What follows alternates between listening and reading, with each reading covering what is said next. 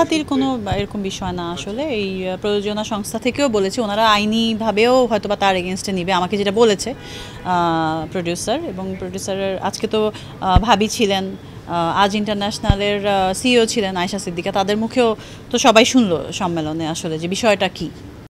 না, হাসির কোনো কাণ্ড ঘটে না। এক হচ্ছে একটা সিনেমার সঙ্গে যে সিনেমাটা নিয়ে ছিনিমিনি খেলছে, সিনেমার একটা প্রডিউসার আসছেন, নতুন প্রডিউসার, তাকে এইভাবে ধ্বংস করা হলো এবং একজন ভালো আর্টিস্ট নিয়ে আরও কিছু আর্টিস্ট ছিলেন, সবাইকে নিয়ে জিনিসটা ডিজাস্টার করা হলো। এটা কোনো হাসির ঘটনা হয় নাই আসলে, দুঃখজনক ঘটনা। আমি আসলে এটা এতটা জানি না, বাট আমিও শুনেছি যে এরকম কিছু একটা এই টাকা দেয়, যেহেতু সে টেকনিশিয়ানদের টাকা দেয় নাই, আর্টিস্টদের দেয় নাই, প্রোডাকশানেও অনেক কিছু উল্টাপাল্টা, এবং প্রডিউসারের যে প্রোডাকশন ম্যানেজার তাকে বাদ দিয়ে সে নিজের এটা ছিল। প্রডিউসার আসলে প্রথমে আমাকে বলেছে যে আপু আপনাকে দেখেই তো আমরা ছবিটা ইনভেস্ট করেছি, আপনি কেন ইনভলভ থাকলেন না, বাট আর্টিস্ট তো সবসময় আসলে এইসব বিষয়ে ইনভলভ থাকে না। সো এটা তো তাদের আর ডিরেক্টরের বিষয়।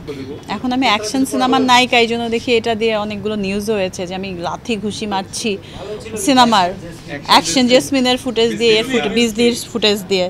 এখন যে যেরকম করে ভাবে ওরকম করেই লিখবে, জানবে। সবার ভাবনা তো আমি চেঞ্জ করতে পারবো না।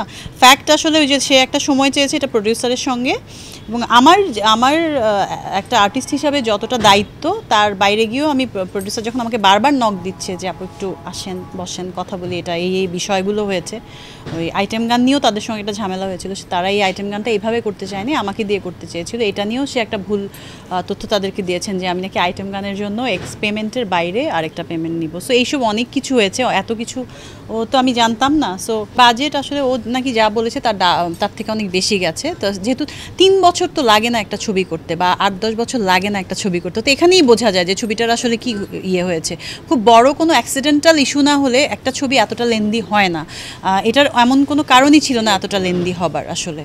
এই তো আপনার সাথে যে পরিচালকের যে পারিশ্রমিকটা তিনি 3 লক্ষ টাকা ছিল, কিন্তু আপনি 5 লক্ষ টাকা চেয়েছেন, এটা তিনি বলেছেন।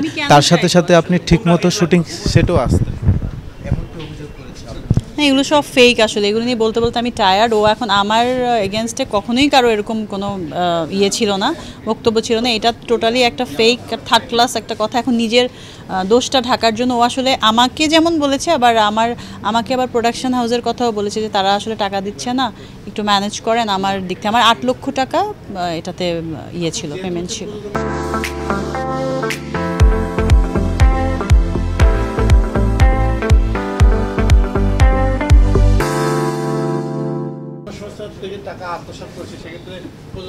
হ্যাঁ, ওনারা মামলা করার প্রিপারেশন আমি যেটা শুনেছি নিচ্ছে। আর প্রডিউসার হচ্ছে আমেরিকায় থাকে, সো তার আজকে ফ্যামিলি ছিল, ফ্যামিলি পার্সনরা ছিল, ওরা তো যা বলার বলে দিয়েছে আসলে। ঠিক আছে। কে আমার বন্ধু?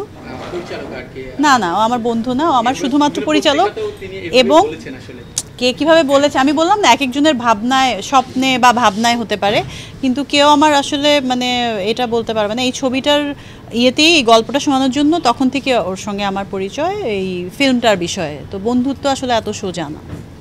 এটা আসলে এটা আনপ্রেডিক্টেবল, এটা আমি আসলে বলতে পারবো না। 2টা হয়েছে আমার সঙ্গে এরকম, একটা তো আসলে আমার সঙ্গে হয়নি। অ্যাজ অ্যান আর্টিস্ট আমাদের অনেক কিছু এরকম সিনেমায় আসলে একটা ডিরেক্টরের ডিসঅনেস্টি কতটা, এটা আসলে আমি এখানে দেখলাম। আমি এত বড় বড় ডিরেক্টরের সঙ্গে কাজ করেছি, নতুনদের সঙ্গেও কাজ করেছি, সবাইকে দেখেছি খুব ডেডিকেশনের সাথে কাজ করে, বরং প্রোডাকশানে কোনো ল্যাকিং থাকলে তারা চেষ্টা করে ওটা ফুলফিল করার। বাট এখানে ঠিক আমি অপোজিট সিনারিওটাই দেখেছি।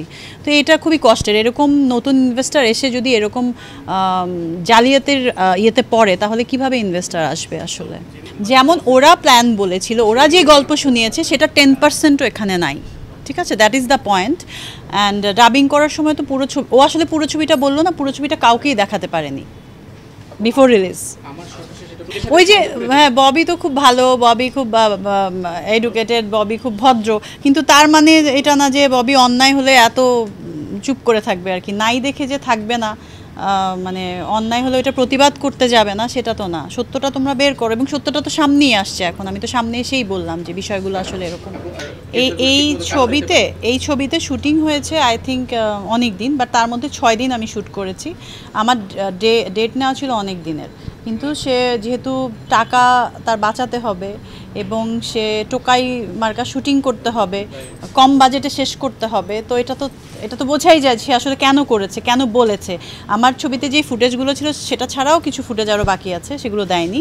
তো 6 দিনে আসলে কতটা শ্যুট করেছি আমি এবং কত সময়ে, এটা তো দেখলেই বোঝা যায়। না, আমি এভাবে দেখি না। প্রোটেক্টিভ হয়ে থাকাটা আসলে সবার পক্ষে সম্ভব হয় না, কিন্তু আমি ভালো, তার মানে খারাপ লোকজন আমার খারাপ করার চেষ্টা করবে না এটা তো না। তারা করবে এবং আমাকে যদি ওইটা নিয়ে কথা বলতে হয় বা এ করতে হয় তখন আমার নামটাও আসবে। তো ইমেজ আসলে এত সস্তা না যে একটুতেই নষ্ট হয়ে যাবে, একটুতেই ক্রিয়েট হয়ে যাবে। আমার এত বছরের ক্যারিয়ার, এরকম ইমেজটা তো মানুষ কতদিন অ্যাক্টিং করে ইমেজ ক্রিয়েট করে রাখতে পারে। আমি তো অভিনয় করে চলি নাই, তাই না? সো এটা এত সোজা না।